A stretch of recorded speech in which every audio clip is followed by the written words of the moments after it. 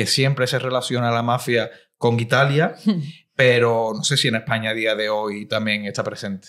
Bueno, mafia como tal, claro, es que la mafia se diferencia de una organización criminal o de otro tipo de organizaciones porque tiene, digamos, una estructura muy especial que tiene que ver con la familia, con valores, es un núcleo muy cerrado.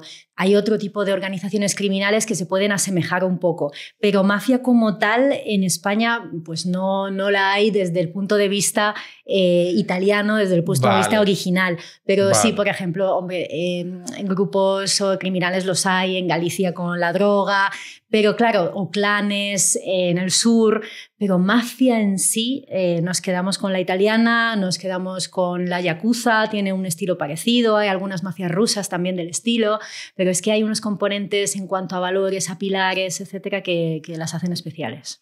Y es cierto que siempre ha estado relacionada con la política, tienen poder dentro de la política a la hora de que los políticos tomen decisiones, o eso es asunto solo de las películas.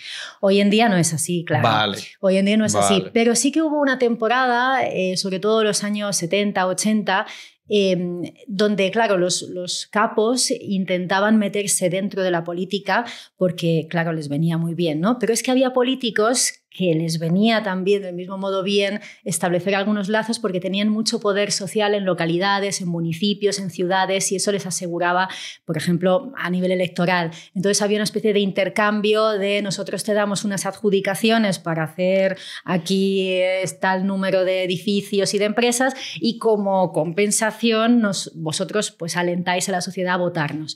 Entonces sí que durante una temporada hubo ciertas relaciones y de hecho por eso impulsó una lucha antimafia muy fuerte con Giovanni Falcone, un juez y Borsellino, etcétera, que emprendieron una lucha brutal y consiguieron culminar en el maxi proceso, que fueron 500 detenciones, era la primera vez que se desmantelaba la Cosa Nostra y de ahí, claro, salieron ya bifurcaciones, pero se paralizó un poco esa simbiosis que hubo durante una temporada, eso sí. Vale, es que no sé qué es lo que tiene, pero es cierto que, al menos como nos lo han vendido en el cine, con grandes producciones como El Padrino o nuevas series que podemos ver hoy en día, que tiene cierto carácter romántico en el sentido de que tiene su propia jerga, tiene sus propios rituales o sus propias reglas y normas, se habla mucho del honor, de la lealtad, y eso parece que siempre atrae mucho al público, pero detrás de eso evidentemente hay muchas cosas que no se conocen y que no son para nada positiva, ¿no? Para una sociedad. Claro, a ver, es muy cinematográfico porque tienen todo un decálogo, unas reglas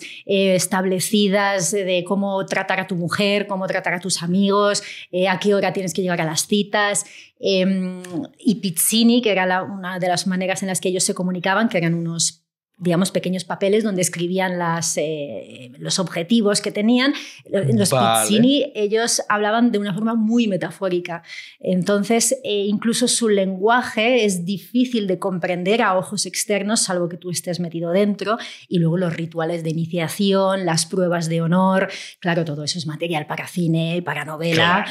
Pero detrás de toda esa fantasía hecha realidad hay una organización criminal que evidentemente pues pide homicidios, realiza asesinatos, extorsiona, lava dinero, roba. Entonces, claro, detrás del cine está la realidad y la realidad es negra.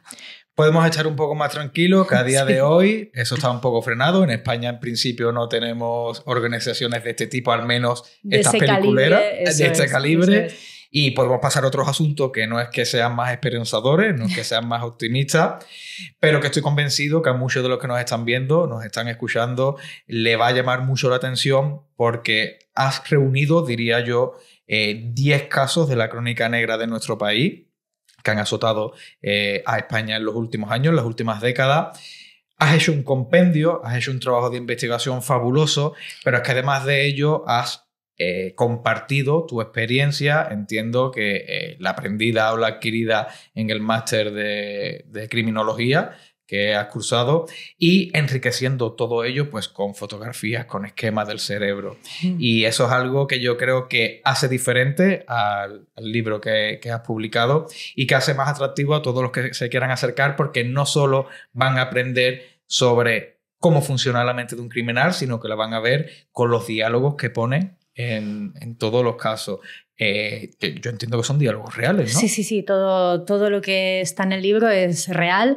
Mencionas unos chats que yo pongo en el primer capítulo, bueno, y otros diálogos también aparecen en otros, pero yo creo que lo llamativo es el primer capítulo, que además me arriesgué un poco a ponerlo como primero, porque es el más duro, el más gráfico, el más rudo incluso. ¿Puede ser de Patrick Nogueira? Ese es el de Patrick Nogueira.